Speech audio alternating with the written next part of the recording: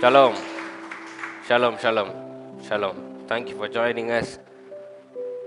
Today we'll be discussing a very familiar subject. It's the David and Goliath subject, but a different perspective, a different dimension. I believe Bible has a very unique structure. One sentence gives us 1,000 meanings and more than that. It opens dimensions in ways we can't imagine. So today we'll be discussing one of those dimensions today. It is very important in our life. So I want you to completely focus on it and listen to the message. God bless you. கிறிஸ்துவுக்குள் பிரியமானவர்களை எடுத்துக்கொள்வோம். 1 Samuel 17 40 50. 1 Samuel 17 40 to 50. 1 Samuel 17 40 முதல் 50 வாசிக்க கேட்போம்.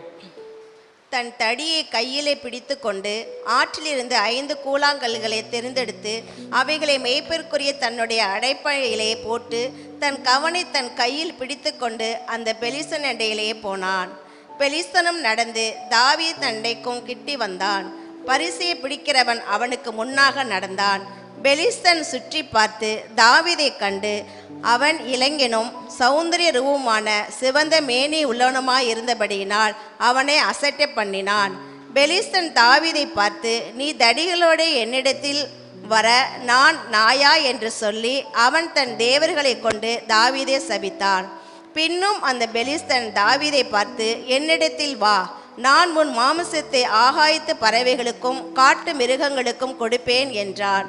அதற்கு தாவீது பெலிஸ்தனை நோக்கி, நீ பட்டயத்தோடும் ஈட்டியோடும் கேடகத்தோடும் என்னிடத்தில் வருகிறாய், நானோ நீ நிந்தித்த இஸ்ரவேலுடைய இராணுவங்களின் தேவனாகிய சேனையுடைய கர்த்தரின் நாமத்திலே உன்னிடத்தில் வருகிறேன்.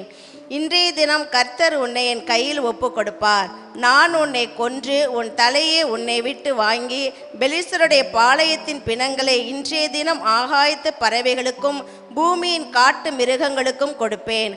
அதனால் இஸ்ரவேலில் தேவன் ஒருவர் உண்டு என்று பூலகத்தார் எல்லாரும் அறிந்து கொள்வார்கள். கர்த்தர் பட்டயத்தினாலும் ஈட்டியினாலும் ரட்சிக்கிறவர் அல்ல என்று இந்த ஜனக்கூட்டங்கள் எல்லாம் அறிந்து கொள்ளும். யுத்தம் கர்த்தருடையது, அவர் உங்களை எங்கள் கையில் ஒப்பு கொடுப்பார் என்றான். அப்பொழுது அந்த பெலிஸ்தன் எழும்பி தாவீதுக்கு எதிராக கிட்டி வருகையில் தாவீது தீவிரமாய் அந்த சேனைக்கும் அந்த பெலிஸ்தருக்கும் எதிராக ஓடி தன் கையை அடைப்பையிலே போட்டு அதிலிருந்து ஒரு கல்லை எடுத்து கவனிலே வைத்து சுழற்றி பெலிஸ்தனுடைய நெற்றியிலே பட எறிந்தான். அந்த கல் அவன் நெற்றியில் பதிந்து போனதினால் அவன் தரையிலே முகங்குப்புற விழுந்தான். இவ்விதமாக தாவீது ஒரு கவனினாலும் ஒரு கல்லினாலும் பெலிஸ்தனை மேற்கொண்டு அவனை மடங்கடித்து அவனை கொன்று போட்டான். 47 மட்டும் கொஞ்சம் திரும்ப வாசிங்க. 47. கர்த்தர் பட்டயத்தினாலும் ஈட்டியினாலும் ரட்சிக்கிறவர் அல்ல என்று இந்த ஜனக்கூட்டங்கள் எல்லாம் அறிந்து கொள்ளும். யுத்தம் கர்த்தருடையது, அவர் உங்களை எங்கள் கையில் ஒப்பு கொடுப்பார் என்றான். Then all this assembly shall know that the Lord does not save with sword and spear, for the battle is the Lord's and he will give you into our hands. Amen. இன்றைய செய்தியின் தலைப்பு, I won't be afraid. நான் பயப்பட மாட்டேன். Hallelujah. I won't be afraid. நான் பயப்பட மாட்டேன். பக்கத்துல பார்த்து சொல்லுங்க, நான் பயப்பட மாட்டேன். நான் பயப்பட மாட்டேன். கைகளை வைங்க, நாம் ஜெபிப்போம். ஜீவனில் அன்பின் தேவனே, நீ தந்த வார்த்தைக்காக நன்றி செலுத்துகின்றோம். இதன் வழியாக புதிய காரியத்தை கற்றுக்கொண்ட பயன்படுத்த நீர் உதவி செய்யும். நீர் பொறுப்பெடுத்துக் கொள்ளும். கேட்டுக்கொண்டிருக்கிற ஒவ்வொருவரையும் நான் ஆசீர்வதிக்கின்றேன். இயேசுவின் நாமத்தில் கேட்கிறேன் ஜீவனில் நல்ல பிதாவே, ஆமென். அல்லேலூயா. ஷலோம் ஷலோம் ஷலோம் ஷலோம். தேங்க்யூ. கிறிஸ்துவுக்குள் பிரியமானவர்களே, இந்த கதை நமக்கு மனப்பாடமாக தெரியும். சின்ன வயசுலேருந்து தெரியும். VBS கிளாஸ்லேருந்து தெரியும். இன்னைக்கு நைட்டு 3 மணிக்கு நான் உங்களை எழுப்பி தாவீது என்ன செஞ்சார் அப்படின்னா 5 கூழாங்கல்ல எடுத்துகிட்டு போய் அடித்தார் பாஸ்டர் மனப்பாடமாக சொல்லுவீங்க. கரெக்டா? அந்த அளவுக்கு மனப்பாடமாக தெரியும் நமக்கு. என்னன்னா, பைபிளுடைய ஒரு சிறப்பம்சம் என்னன்னா, ஒரு வசனம் 1000 அர்த்தங்களை கொடுக்கக்கூடியது. அதுதான் பைபிளுடைய சிறப்பம்சம். நீங்க ஒரே வசனத்தை இன்னைக்கு வாசிக்கும் போது இன்னைக்கு ஒரு அர்த்தம் கொடுக்கும், நாளான்னைக்கு வாசிக்கும் போது நாளான்னைக்கு ஒரு அர்த்தம் கொடுக்கும், 4 வருஷம் கழிச்சு வாசிக்கும் போது அதே அர்த்தத்தை வேற மாதிரி கொடுக்கும். அதுதான் பைபிளுடைய சிறப்பம்சம். அது மாதிரி இந்த கதையை நம்ம எத்தனை தடவை படிச்சிருந்தாலும் இந்த கதையில மறைக்கப்பட்ட ஒரு முக்கியமான ஒரு நிலை இருக்கிறது, டைமென்ஷன். இன்னைக்கு அது என்னன்றதை நம்ம பேச போறோம். அது நம்ம வாழ்க்கையில மிகவும் அவசியம். ஒரு எதிரியை எப்படி ஒரு எதிரியை எப்படி மேற்கொள்வது அப்படின்றது இதுல மிக தெளிவா திட்டமும் தெளிவா செய்து காட்டியதை நம்ம இன்னைக்கு படிக்க போறோம், அதை பயன்படுத்த போறோம். நம்ம அன்றாட வாழ்க்கையில் இன்னைக்கு எதிரிகள் இருக்காங்களா இல்லையா? தயவுசெய்து மனுஷங்களை சொல்லாதீங்க. நம்ம எண்ணம் தான் பெரிய எதிரின்னு நான் உங்களுக்கு சொல்லியிருக்கேன். இன்னைக்கு இருக்கா இல்லையா நமக்கு எதிரிகள்? எண்ணங்கள் இருக்கா இல்லையா? அவிசுவாசம் இருக்கா இல்லையா? இந்த மாதிரி எதிரிகளை எப்படி சமாளிப்பது, எப்படி வெற்றி கொள்வது அப்படின்றது தாவீது நிகழ்த்தி காட்டியிருக்கிறார். அதனை பற்றி பேச போறோம். ஆமென். அதுக்கு முன்னாடி ஒரு 3 வசனம் மட்டும் எனக்கு வாசிங்க. 1 சாமுவேல் 17 22 25. 17 22 25 மிக முக்கியமான ஒரு வசனங்கள் அது. அப்பொழுது தாவீது நான் கொண்டு வந்தவைகளை இறக்கி ரஸ்துகளை காக்கிறவன் வசமா வைத்துவிட்டு சேனைக்குள் ஓடி தன் சகோதரரை பார்த்து சுகமா இருக்கிறீர்களா என்று கேட்டான். அவன் இவர்களோட பேசிக் கொண்டிருக்கையில் இதோ காத் ஊரானாகிய கோலியாத் என்னும் பேருள்ள அந்த பெலிஸ்த வீரன் பெலிஸ்தரின் சேனைகளிலிருந்து எழும்பி வந்து நின்று முன் சொன்ன வார்த்தைகளையே சொன்னான். அதை தாவீது கேட்டான். இஸ்ரவேலை எல்லாரும் அந்த மனுஷனை காணும் போது மிகவும் பயப்பட்டு அவன் முகத்துக்கு விலகி ஓடி போவார்கள். அந்நேரத்திலே இஸ்ரவேலர் வந்து நிற்கிற அந்த மனுஷனை கண்டீர்களா? இஸ்ரவேலே நிந்திக்க வந்த நிற்கிறான்.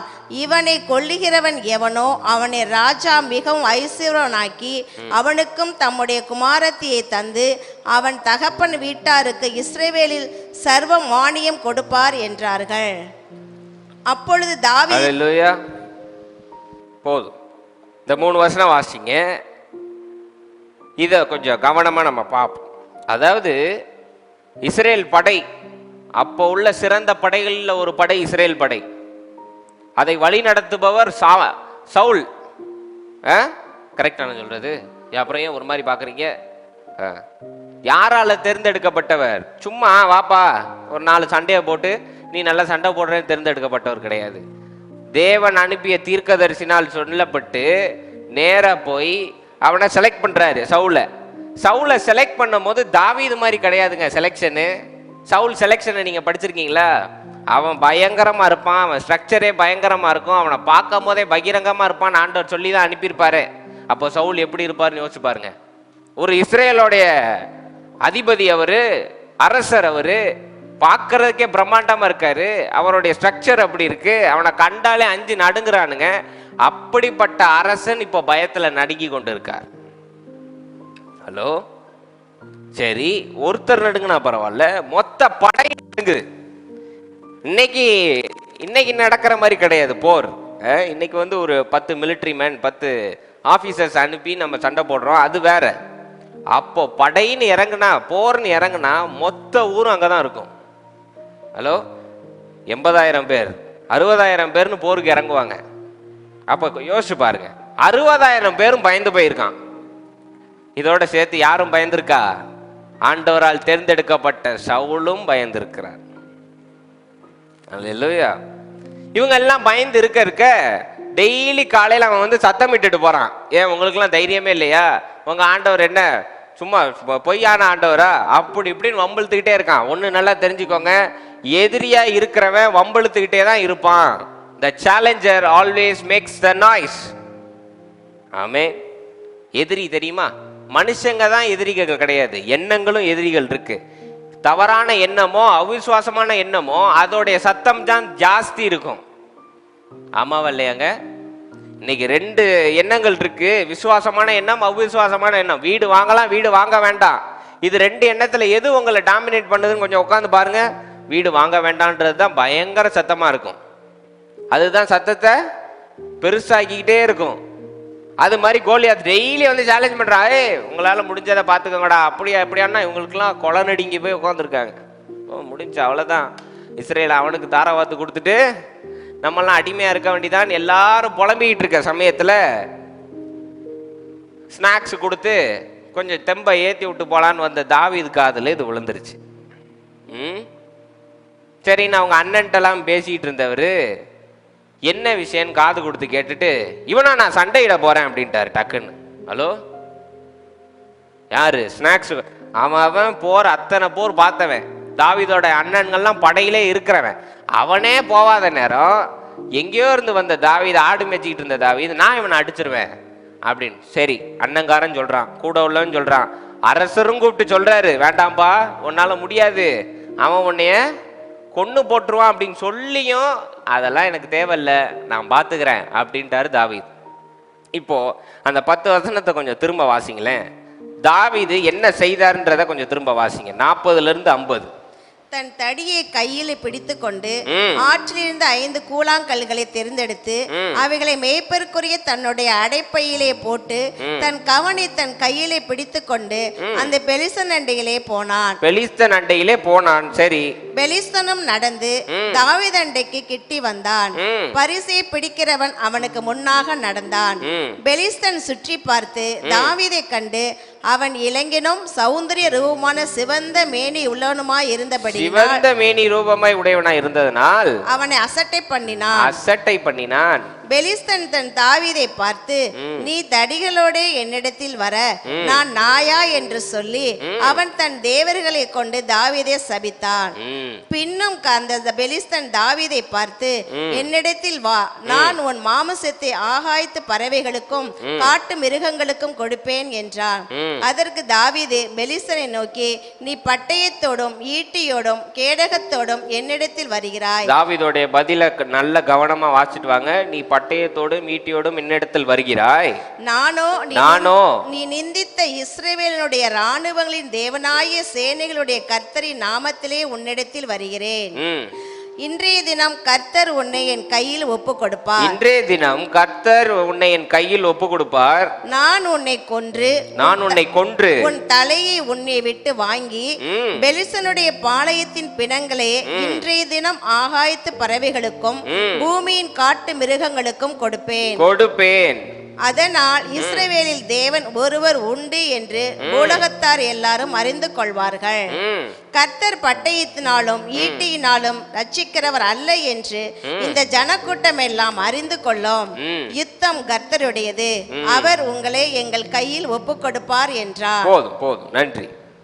அல்லேலூயா. கோலியாத் பேசினதை பார்த்தீங்க, தாவீது அவர்கள் பேசினதும் பார்த்தீங்க. சரி, இப்போ இதுக்கு வருவோம். சற்று கொஞ்சம் யோசிச்சு பாருங்களேன். தாவீது பெரியவங்க சொன்ன பேச்செல்லாம் கேட்காம களத்துக்குள்ள இறங்கிட்டாரு. ஹலோ, எத்தனை வருஷம் எக்ஸ்பீரியன்ஸ் சவுலுக்கு இருந்திருக்கும், எத்தனை பேரை போர்ல பார்த்திருப்பாரு. அவர் பேச்சை கேட்கல, அண்ணனுங்க பேச்சை கேட்கல, கூட உள்ள சகோதரர்கள் யார் பேச்சையும் கேட்காம உள்ள போயிட்டார். உள்ள களத்துக்குள்ள போறவரு தகுதியானவரான்னு பார்த்தா சுத்தமா தகுதி கிடையாது. ஒத்துக்கிறீங்களா நீங்க? ஏன்னா போட்டிருக்க ட்ரெஸ் தகுதி இல்லாத ட்ரெஸ், கையில வச்சிருக்க ஆயுதம் தகுதி இல்லாத ஆயுதம், எதுவுமே தகுதி கிடையாதுங்க. அன்ஃபிட் டு பி இன் த வார். என்னைய கேட்டீங்கன்னா நான் தான் சொல்லுவேன், அன்ஃபிட். ட்ரெஸ் இல்ல, போட்ட கவசம் எதுவும் செட் ஆகல, கவசம் இல்ல, தலைக்கவசம் இல்ல, சர்வாயுத வர்க்கம் இல்ல. ஹலோ, சர்வாயுத வர்க்கம் இல்ல, கையில ஆயுதமும் இல்ல.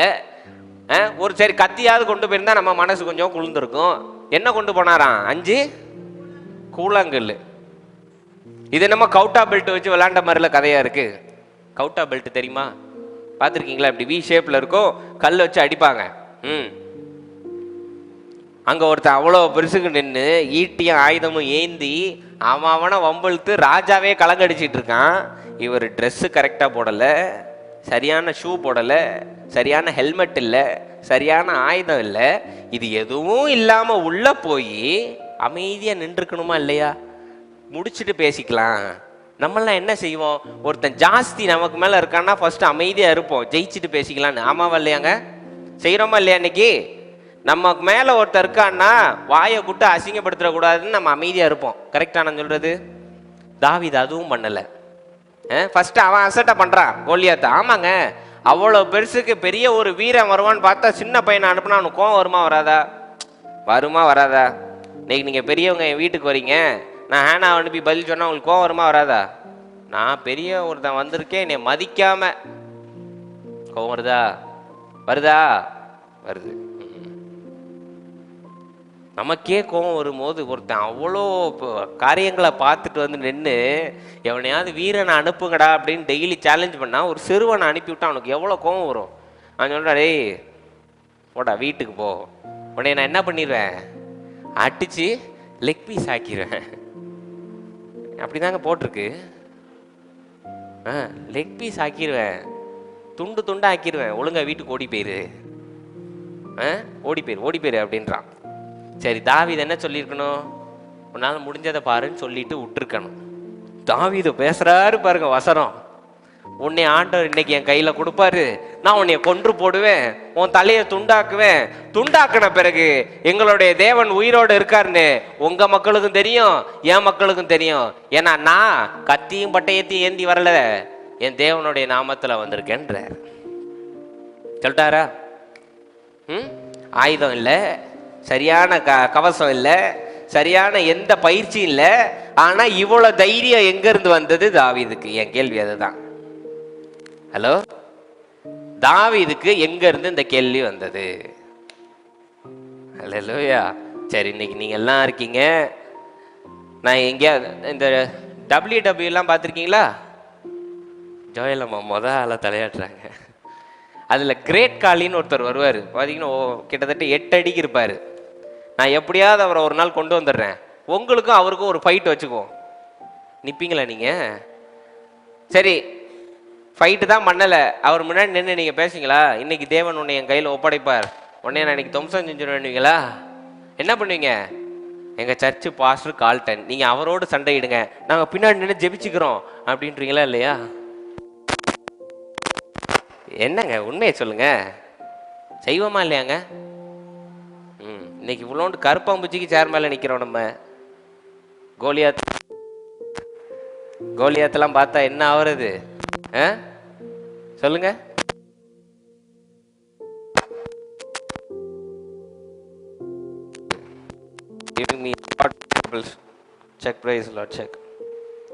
இவர் போய் பார்த்தது மட்டும் இல்லாம ரொம்ப தைரியமா, எதுவும் நடக்கல, ஆண்டவர் இவருக்கு களத்துல இறங்குறதுக்கு முன்னாடி ஒரு தேவதூதனை அனுப்பி நீ தைரியமா பேசு, இன்னைக்கு நீ அவனை மேற்கொண்டுருன்னு சொல்லியிருந்தா தைரியமா பேசுறதுல ஒரு நியாயம் இருக்கு, ஆமாவா இல்லையா? இன்னைக்கு நம்ம போர்க்களத்தில் இறங்கும் போது இவனுடைய வீக்னஸ் இது, இதை அடிச்சுனா இவன் காலினா நம்ம எவ்வளவு தைரியமா இறங்குவோம்? இறங்கினோடனே என்ன சொல்லுவோம்? உன்னை பத்தி தெரியாதாடா சொல்லுவோமா இல்லையா? இன்னைக்கு ஒருத்தருடைய சீக்ரெட் நமக்கு தெரிஞ்சாலே அவங்கள நம்ம மதிக்கவே மாட்டோம். இன்னைக்கு ஒருத்தருடைய சீக்ரெட் நமக்கு தெரிஞ்சாலே என்ன செய்வோம்? அவன் என்ன பேசினாலும் நம்ம மனசுக்குள்ள என்ன நினைப்போம்? ஆமா, உன்னை பத்தி எனக்கு தெரியாத போட நினைப்போமா இல்லையா? அப்படியும் சொல்லலை, யாரும் ப்ரேயர் பண்ணி சொல்லலை, போப்பா இன்னைக்கு நீ அடிச்சு நீ ஜெயிச்சிருவேன்னு யாரும் சொல்லலை. தாவீது பாட்டுக்கு போய் இவ்வளவு விசுவாசமா பேசுறாரு. எனக்கு ஒரு கேள்வி என்னன்னா, ஒரு 60,000 பேர் நிக்கிறான்னு வச்சுக்கோ, 60,000 பேர் நிக்கிறான், அரசன் இருக்கான், தேவனால் தேர்ந்தெடுக்கப்பட்ட அரசன் இருக்கிறான், அவன்கிட்ட இல்லாதது தாவீதுட்ட என்னது? What is the only difference that made David speak like this? ஒரே ஒரு வித்தியாசம், இவரோட பயிற்சி ஜாஸ்தி படையில உள்ள எல்லாருக்கும், இவரோட அனுபவம் ஜாஸ்தி சவுலுக்கு. எல்லாத்தையும் பார்த்தவங்க, எல்லா வகையிலையும் பார்த்தா அவங்க தான் தகுதியான ஆட்கள் போரிடுவதற்கு. ஆனா எந்த அந்த ஒரு வித்தியாசம் தாவீதை இவ்வளவு தைரியமா பேச வச்சு ஜெயிக்க வச்சது? என்னோட கேள்வி அதுதான். நம்ம சொல்லலாம் உடனே தாவீது வந்து கீழ்ப்படிஞ்சார், ஆண்டவர் சொல்லவே இல்லையே போய் போரிட்டு கீழ்படுகிறதுக்கு, ஆமாவா இல்லையாங்க? தாவீதுட்ட ஆண்டவர் சொன்னாரா இன்னைக்கு போய் போரிடு அப்படின்னு? சம்மந்தமே இல்லாமல் எதர்ச்சியா சாப்பாடு கொடுக்க வேண்டிய இடத்துல போர்க்களத்தில் இறங்கிட்டாரு. ஆண்டவர் முன்குறிக்கலையே, யார்ட்டையும் சொல்லலையே. சவுல்ட்டையா சொல்லியிருக்கணும்ல, இப்படி ஒரு சிறுவன் வருவான், அவனை நீ போர்க்களத்தில், அது எந்த இன்ஃபர்மேஷனும் கிடையாது, யாருக்கும் தெரியாது. கீழ்ப்படிதலுக்கு இங்கே இடம் இல்லை. சரி, தாவீது என்ன பயங்கரமாக எக்ஸசைஸ் பண்ணி ரொம்ப ஸ்ட்ரென்த்லாம் வச்சுருந்தாரா? கிடையாது. தாவீது பிறக்கும் போதே வரம் வாங்கி வந்தாரா? அசுரர்கள் எல்லாரையும் நீ துவம்சம் செஞ்சிருவேன்? கிடையாது. தாவீது என்ன வேலை பார்த்துட்டு இருந்தாரு? ஆடு மேய்ச்சிக்கிட்டு இருந்தார். ஆடு மேய்ச்சிக்கிட்டே என்ன பண்ணுவார்? அப்படி போகிற போக்கில் ஒரு பாட்டு பாடிட்டு, எனது தலைவன் ஏசுராஜன் அப்படின்னு மரத்துக்கடியில் உட்காந்து ஆடு மேய்ச்சிக்கிட்டு, வேற வேலை? ஆடு மேய்க்கும் போது பாட்டு தானேங்க பாட முடியும். ஒன்று பாட்டு பாடணும், இல்லை மல்லாக்க படுத்து தூங்கணும். நீங்கள் மேய்ச்சி பார்த்துருக்கீங்களா? சரி, நீங்கள் மேய்ச்சது தான் இல்லை, மேய்க்கிறவங்கள பார்த்துருக்கீங்களா? ஒரு நிலத்தில் விட்டுட்டு அவங்க இப்படி உட்காந்தே இருப்பாங்க, ஆமாம் தானுங்க? வேற வேலையே கிடையாது. அதனால உட்காந்து ஆண்டவருக்கு பாட்டு பாடிட்டு அவ்வளோதான், வேற ஒன்றும் பண்ணலை. ஆனால் என்ன அந்த ஒரு வித்தியாசம்? படையில் அரசனுக்கு இல்லாதவன் தாவீதுட்ட இருந்தது. அல்லேலூயா. அந்த ஒரே ஒரு வித்தியாசத்தை வச்சு இவ்வளோ பெரிய ஒருத்தனை அடித்து தம்சம் பண்ணியிருக்காருன்னா ஏதோ ஒரு பெரிய வித்தியாசம் இருக்கா இல்லையா? ஒரு வித்தியாசம், ஜஸ்ட் ஒன் டிஃபரன்ஸ், எதுவுமே கிடையாதுங்க. நீங்கள் இன்னைக்கு கணக்கு பண்ணி பாருங்க. இவன் படையில் உள்ளவன் ட்ரெஸ் கரெக்டாக போட்டிருக்கான், அனுபவம் வச்சிருக்கான், அவனுக்கு தான் போர் முறைகள் தெரியும், இவருக்கு ஒன்றுமே தெரியாது. தகுதி இல்லையான்னு பார்த்தா தாவீதுக்கு தகுதியே இல்லை. அப்படி இருந்தும் ஒரே ஒரு டிஃபரன்ஸ், ஜஸ்ட் ஒன் டிஃபரன்ஸ், அந்த ஒரு வித்தியாசத்தை வச்சு அவன் மொத்த படையும் காலி பண்ணுற மாதிரி பண்ணிட்டார். இவர் தலையை துண்டாக்கிட்டு வந்துட்டாரா இல்லையா கோலியாத் தலையை? என்ன அந்த வித்தியாசம் அப்படின்னு பார்த்தீங்கன்னா ஒரே ஒரு சிம்பிள், ஒரு சின்ன வித்தியாசம்தான். பிரச்சனை அவ்வளோ பெருசுக்கு வந்த உடனே 60,000 பேராக இருக்கட்டும், தேவனால் தேர்ந்தெடுக்கப்பட்ட ராஜாவாக இருக்கட்டும், அவனுங்க பிரச்சனையை பார்த்தானுங்களே தவிர தான் தேவன் யாருன்றதை மறந்துட்டானுங்க. ஆனால் தாவீது பிரச்சனை எவ்வளோ பெருசாக இருந்தாலும் பரவாயில்ல, தான் தேவன் யார் என்பதை மறக்கவில்லை. That is the only difference. They all forgot who God is.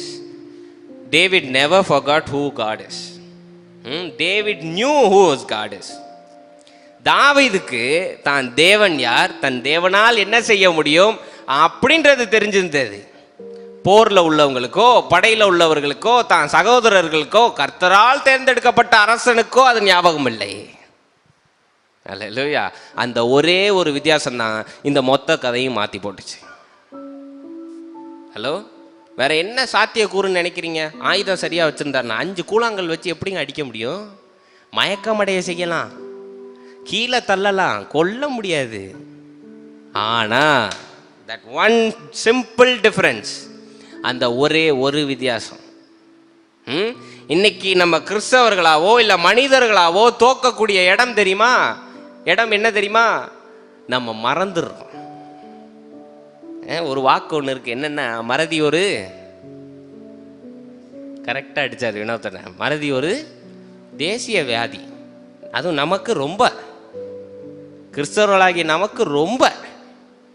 நேற்று வரைக்கும் ஜெபம் பண்ணுவோம், ஆண்டவர் அற்புதம் செஞ்சால் நாளைக்கே மறந்துடுவோம். அடுத்த ஒரு விண்ணப்பத்தை போய் ஆண்டவர் கையில் கொடுத்துக்கிட்டு இருப்போம். ஆமாவா இல்லையா? பக்கத்தில் பார்த்து கேளுங்க, உங்களுக்கு மறதி இருக்கா சிஸ்டர் அப்படின்னு. மறதினா நீங்கள் நினைக்கிற மாதிரி இருக்கிற வீடை மறந்து ரஜினிகாந்த் மாதிரி வேற வீட்டில் போய் உட்காந்துருக்க அந்த படம் மாதிரி மறதி கிடையாதுங்க. பேரை மறந்து ஆளை மறந்து அது கிடையாது. தேவன் யாருன்றதை மறந்துடுறீங்கல்ல, அது எல்லாருக்கும் இருக்கும். ஆமாவா இல்லையா? இன்னைக்கு ஒரு சிம்பிள் டிஃப்ரென்ஸ்னால மொத்த களத்தையும் திருப்பி போட்டார் தாவீது. அவன் அவ்வளோ பெரிய சாத்தியக்கூறுகளே கிடையாதுங்க அவனை ஜெயிக்கிறதுக்கு. எக்ஸ்பீரியன்ஸ் ஆன ஆளே பயந்து போயிருக்கிறான்.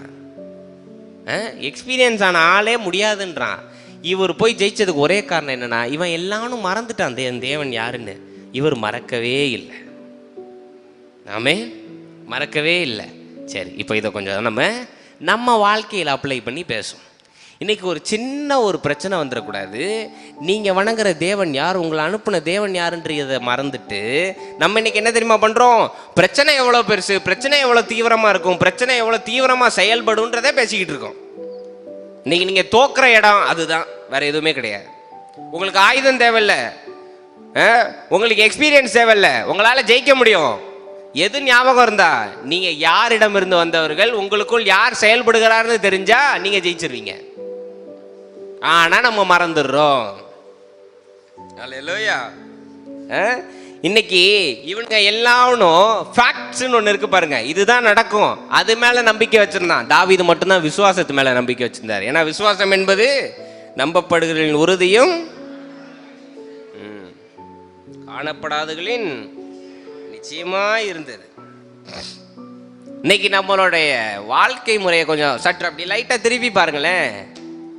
டக்கு டக்கு டக்கு டக்குன்னு ஆண்டவரை மறந்துட்டு பிரச்சனை எவ்வளோ பிரச்சனை இன்னைக்கு பேசிகிட்டு இருக்கான். ஏன் அது ஏன் பாஸ்டர் நடக்குது? எவ்வளவோ ட்ரை பண்ணுறோம் விசுவாசமாக இருக்க.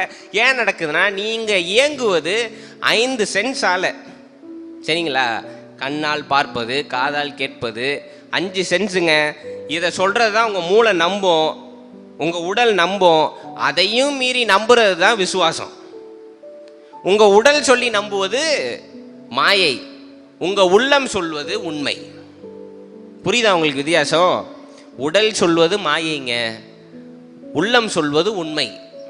பக்கத்தில் பார்த்து சொல்லுங்க, உள்ளம் சொல்வது உண்மை.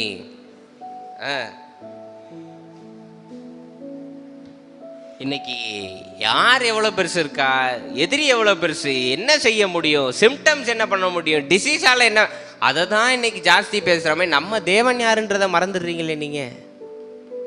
ஏன்னு நான் கேட்குறேன். ஹலோ, சரி, மறக்கிற உங்களுக்கு நம்ம தேவன் யாருன்றதை நான் சற்று ஞாபகப்படுத்துகிறேன். இயற்கையே முடியாதுன்னு சொன்ன நேரத்தில் ஆபிரகாமுக்கு ஆசீர்வதித்து அவருக்கு ஒரு பிள்ளைய எத்தனை வயசுலங்க கொடுத்தாரு? 100 வயசுல கொடுத்து இன்னைக்கு அந்த சந்ததி தான் இஸ்ரேல்னு நின்றுகிட்டு இருக்கு. ஆமாவா இல்லையா? இயற்கைக்கு அப்பாற்பட்ட விதமான அற்புதத்தை செஞ்சாரா இல்லையா? செய்தார். நம்ம தேவன் யார் தெரியுமா? சகோதரர்கள் கைவிட்டு அவனை அசிங்கப்படுத்தி எகிப்துக்கு அவனை அடிமையை அனுப்பின அவனை ராஜா பதவியில உட்கார வச்சு அழகு பார்த்தது நம்ம தேவன். அல்லேலூயா, ஆமென். இஸ்ரேல் மக்கள் பல வருஷம் கஷ்டப்பட்டு இருந்தவங்கள பார்வோனை நடுங்க செய்து அவன் இருதயத்தை கடினப்படுத்தி மக்களை வெளியில கொண்டு வந்து செங்கடலை 2ஆ பிளந்து அவனை அதுக்குள்ள உள்ள வச்சு அவனை மடிய செய்து இஸ்ரேலை நிறுத்தினது நம் தேவன். அல்லேலூயா. இன்னைக்கு பலிபீடத்தில் அவன் எலியாவை சேலஞ்ச் பண்ணும் போது நெருப்பையும் அனுப்பி 400 பேரையும் வளம் செய்தது நம் தேவன். 400 பேரை ஒரே ஆள் வெட்ட முடியும்னு நீங்க நினைக்கிறீங்களா? சுத்தமா முடியாது. தேவனுடைய பரிபூர்ண கிருபை இருந்தால் மட்டுமே அப்படிப்பட்ட காரியங்களை நிகழ்த்த முடியும். அந்த வல்லமையை எலியாவுக்கு கொடுத்து 400 பேரை மடிய செய்தது தேவன். சிறுவன் ஒருத்தன் இறந்துட்டான், அப்போயே அவனுக்கு வல்லமையை கொடுத்து சிறுவனை தட்டி எழுப்பினது தேவன் எலிசா மூலியமா. அல்லேலூயா. இழந்த எல்லாவற்றையும் இரட்டத்தனையா திரும்ப கொடுத்து யோப தலையை உயர்த்தினது நம் தேவன். சரி, தானியேல் தூக்கி சிங்க கொகையில போட்டா சிங்கத்தின் வாயெல்லாம் கட்டி தானியேலை விடுதலை செய்தது நம் தேவன். நெருப்ப 4 மடங்கு கூட்டி சாத்ராக் மேசாக் ஆபேத்நேகோவை போட்டா அவனுங்க கூடயே இறங்கி நடந்தவர் நம் தேவன். இதெல்லாம் தாண்டி அடுத்து வரார் இயேசு.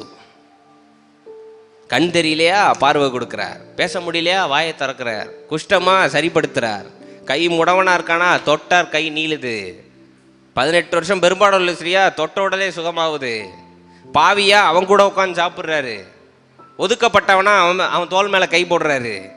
இதெல்லாம் தாண்டி இறந்தும் மீண்டும் 3ஆம் நாள் உயிர் தெள செய்த தேவன் எவ்வளோ பெரிய தேவன்! அவர் தாங்க ஓன் தேவன், நம் தேவன்.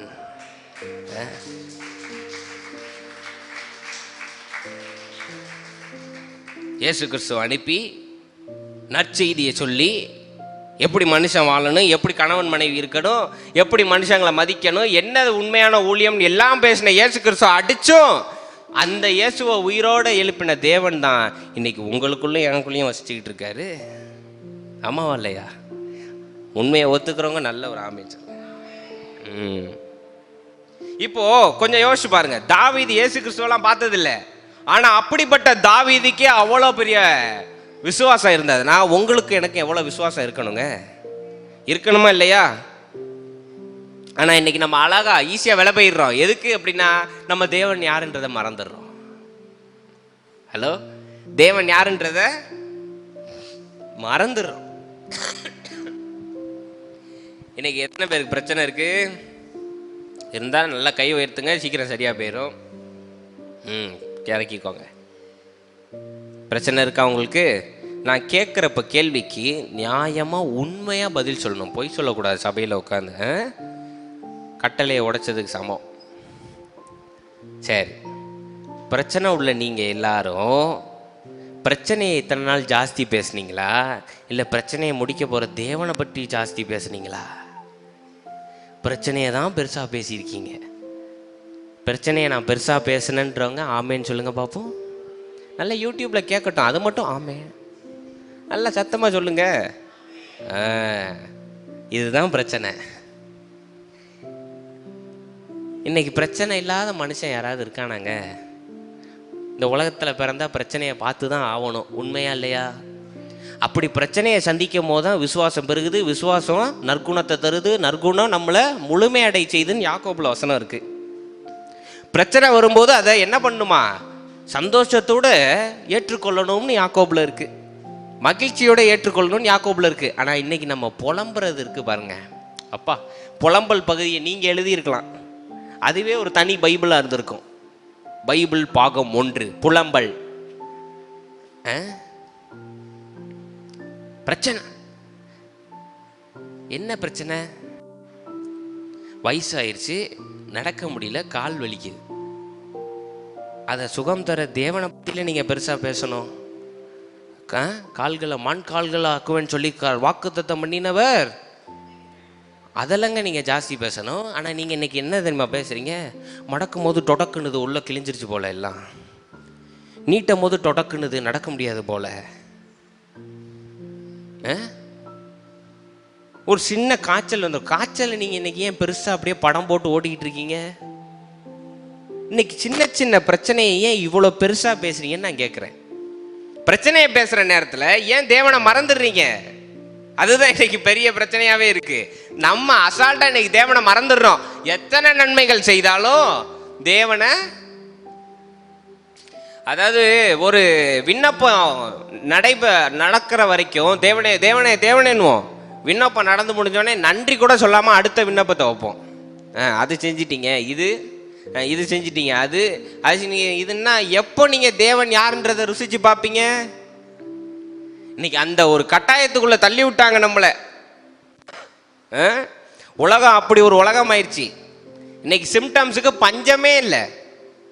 உங்களுக்கு காய்ச்சல் இருக்கா? எப்படிப்பட்ட காய்ச்சல், எவ்வளோ சீக்கிரம் சாவீங்க, என்னென்ன சிம்டம்ஸ் வந்து ரத்த வாந்தி எடுப்பீங்கன்னு வாட்ஸ்அப்பில் அனுப்பி வைக்கானுங்க. என்னங்க நீங்கள் பார்த்ததே இல்லையா? எங்கள் அம்மா இப்போ தான் ரீசெண்டாக கொஞ்சம் ஃபோன் பார்க்க ஆரம்பிச்சிருக்காங்க. இப்படி அதுலேயும் முக்கால்வாசி எல்லாத்தையும் அழுத்தி விட்டு எது எங்கே இருக்குன்னே தெரியாமல் பண்ணிடுவாங்க. அன்னைக்கு சும்மா யூடியூப் இப்படியே பார்த்துக்கிட்டு இருந்தவங்க ஏதோ வீடியோ பார்த்துருப்பாங்க போல். சாயந்தரம் என்கிட்ட வந்து கேட்காங்க, காலையில் நான் தெரியாமல் உப்பை கொட்டிட்டேன், யூடியூப்பில் போட்டிருக்கான், உப்பு கொட்டினா குடும்பத்துக்கு நல்லது இல்லையான்னு. நான் சொன்னேன், அம்மா கடுப்பேத்தாத, சாந்தமாக இருக்கேன், நான் சாந்தமாக பதில் வேண்டாம். இன்னைக்கு நீங்கள் உப்பு கொட்டுறது பெரிய விஷயமா இல்லை உப்பை படைச்ச தேவன் பெரியவரா?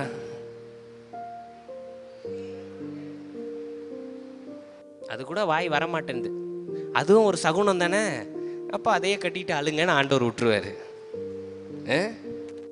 வெளியே போகும்போது பூனை கிராஸ் ஆகிடக்கூடாது, பள்ளி மேலே விழுந்துடக்கூடாது. பள்ளி மேலே விழுந்தா என்னங்க ஆகும்? என்னங்க ஆகும்?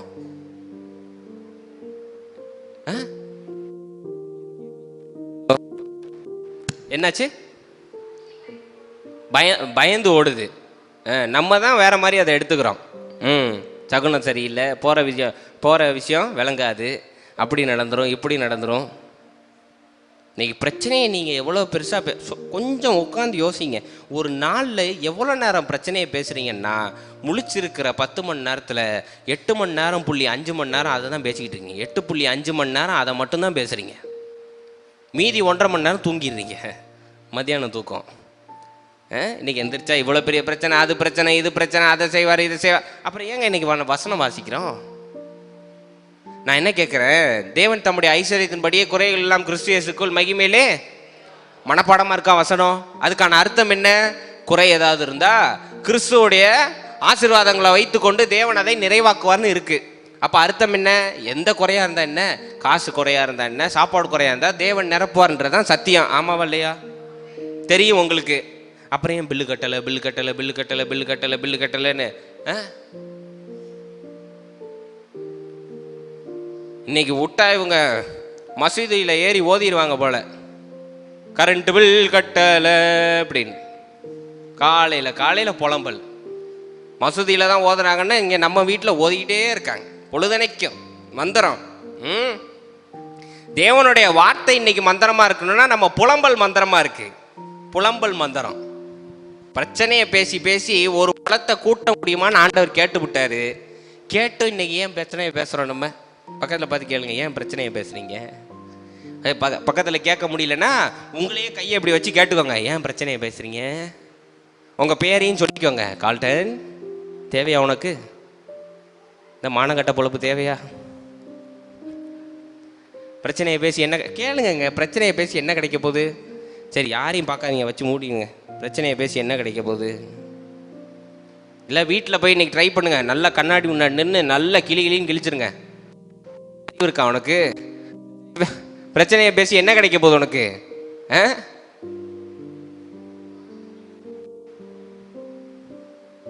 நான் கேட்டால் நீங்கள் கோச்சிக்கிறீங்க, நீங்களே உங்களை கேட்டுக்கோங்க கண்ணாடி பார்த்து.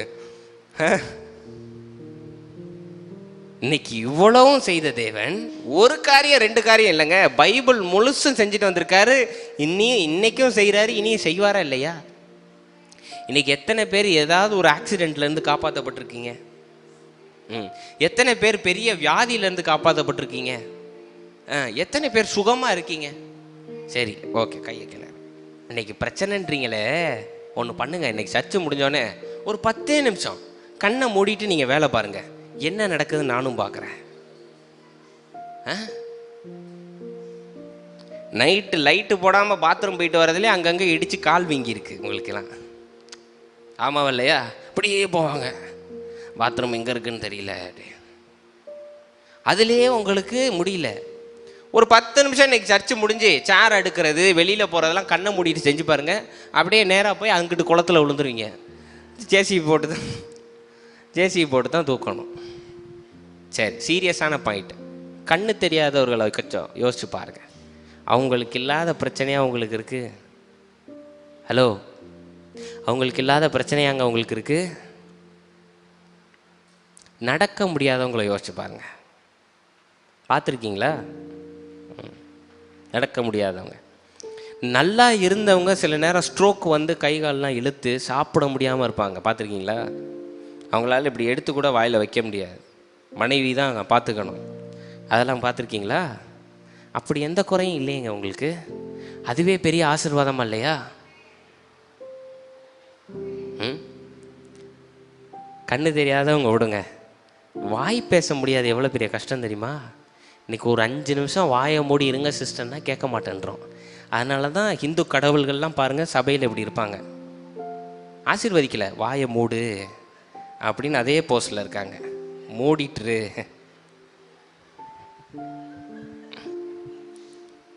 நீங்கள் நினைக்கிறீங்களா பக்தா நல்லபடியாக இருன்னு? இல்லை, வாயை நீ மூடு, எனக்கு எல்லாம் தெரியும், உன்னை எங்கே கொண்டு வந்து எப்படி போசிக்கணும்னு எனக்கு தெரியும், நீ கொஞ்சம் இப்போ புரியுதா உங்களுக்கு? இனிமேட்டு பார்க்கும்போது நினைவு வச்சுக்கோங்க, ஆசீர்வதிக்கல நம்மளை என்ன சொல்கிறாங்க?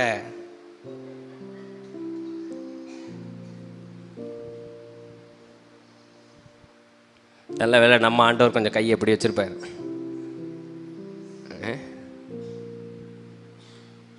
ஒரு 5 நிமிஷம் அமைதியாக இருக்க முடியுமா நம்மளால? இன்னைக்கு ரொம்ப சேலஞ்ச் பண்ணுவோம், இருந்துடும் 5 நிமிஷம் இருந்துருவேன். ஆனால் 5 நிமிஷம் மண்டைக்குள்ளே ஓடும் பாருங்க, கட்டக்கட்ட கட்டக்கட்ட கட்டக்கட்ட கட்டக்கட்ட கட்டக்கட்ட கட்டக்கட்டன்னு.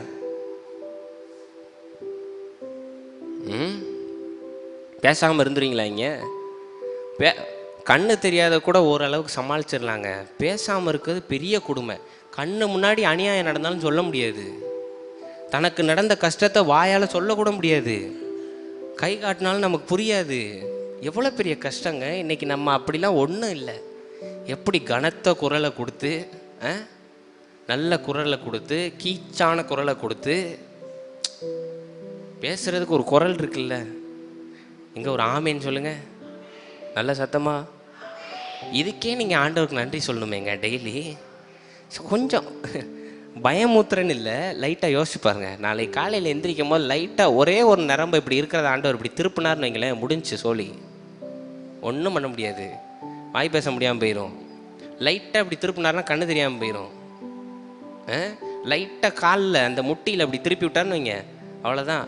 நடராஜர் மாதிரி தான் இப்படியே இருக்கணும். என்ன பண்ணுவீங்க நீங்கள்? ஆனால் டெய்லி எழுப்பி எல்லாத்தையும் சரியாக வேலை செய்ய வச்சு, ரத்தத்தை சரியாக பம்பு பண்ண வச்சு, உங்களுக்கு எண்ணங்களும் சரியாக கொடுத்து, உயிருள்ள வார்த்தையும் கொடுத்த இதுக்கே நம்ம நன்றியாக இருக்கணுமா இல்லையா? ஆனால் பிரச்சனையை நம்ம இன்னைக்கு பெருசாக பேசுகிறோம். இன்னையோட பிரச்சனையை பேசுகிறத என்ன பண்ணணும்? கைவிட்டுருங்க. ஏன்றதை நான் சொல்கிறேன். ஒரு உண்மையை நல்லா தெரிஞ்சுக்கோங்க. இன்னைக்கு தேவன் வெளியில் இருக்கார், 3 லோகங்களை கடந்து அங்கே வானத்தில் உட்காந்துருக்கார் அப்படின்னா பயப்படுறதுல ஒரு லாஜிக் இருக்குது. சரியா நான் சொல்கிறது? ஆமாவா இல்லையா? இன்னைக்கு நான் மெர்சன் இருக்கேன், மெர்சன் இருக்காப்புல, எனக்கு எதாவது பிரச்சனைனா மெர்சன் டக்குன்னு வந்துடுவாருன்ற தைரியம் எனக்கு இருக்குது. ஏன்னா மெர்சன் எங்கே இருக்காப்புல? 4 தெரு தள்ளி தான் இருக்காப்புல. ஃபோன் பண்ணால் சல்லுன்னு புயல் மாதிரி வந்து இறங்கிடுவார். இளங்கொன்னா அடுத்த தெருவிலே இருக்கார். ஒரே ஃபோன் தான். பின் காம்பவுண்ட் வழியாக ஏறி குச்சாருன்னா எங்கள் காம்பவுண்டு. புரியுதாங்க? தைரியம் இருக்குது. ஆனால் மெர்சன் இப்போ சென்னை போயிருக்காருன்னு வைங்க, அப்போ எனக்கு அந்த தைரியம் இருக்குமா? கொஞ்சம் பேச்சில் அப்படி அமைதி ஆகணும் இல்லையா? எங்கள் அண்ணன் ஊருக்கு போயிருக்காரு, வந்தோடனே உன்னைய பார்த்துக்கிறேன் சொல்லுவோமா இல்லையா? பக்கத்தில் இருந்தால் எவ்வளோ தைரியமாக பேசுவோம். முடிஞ்சா தொடுறா இப்போ செய்வோமா இல்லையாங்க? இன்னைக்கு தேவன் அப்படி மூலோகத்தை தாண்டி அங்கே உட்காந்துருக்காருன்னா பயப்படுறதுல ஒரு லாஜிக் இருக்குது. அவர் சாயல்லே படைச்சு உங்களை உட்கார வச்சிருக்கேன்னா நீங்கள் நானும் யாருங்க பார்த்து பயப்படணும்? நான் கேட்குறேன், மறந்துருச்சா உங்களுக்கு? ஆதியாகமம் 1:27 இருக்கு, வாசிங்க. நீங்கள் யார் சாயலில் படைக்கப்பட்டிருக்கீங்கன்னு இருக்கு. அது படித்ததுக்கப்புறம் நீங்கள் பயப்படணுமா பயப்பட வேண்டாமான்னு நீங்கள் முடிவு செஞ்சுக்கோங்க. ஆதியாகமம் 1:27. தேவன் தம்முடைய சாயலாக மனுஷனை சிருஷ்டித்தார். தம்முடைய சாயலாக, யார் சாயலும் கிடையாது, அவருடைய சாயலாக மனுஷனை சிருஷ்டித்தார். அவனை தேவ சாயலாகவே சிருஷ்டித்தார். தேவ சாயலாகவே சிருஷ்டித்தார். ஆணும் பெண்ணுமாக அவர்களை சிருஷ்டித்தார். அல்லேலூயா. 26 கொஞ்சம் வாசிங்க. பின்பு தேவன் நமது சாயலாகவும் நமது ரூபத்தின்படியேயும் மனுஷனை உண்டாக்குவோமாக.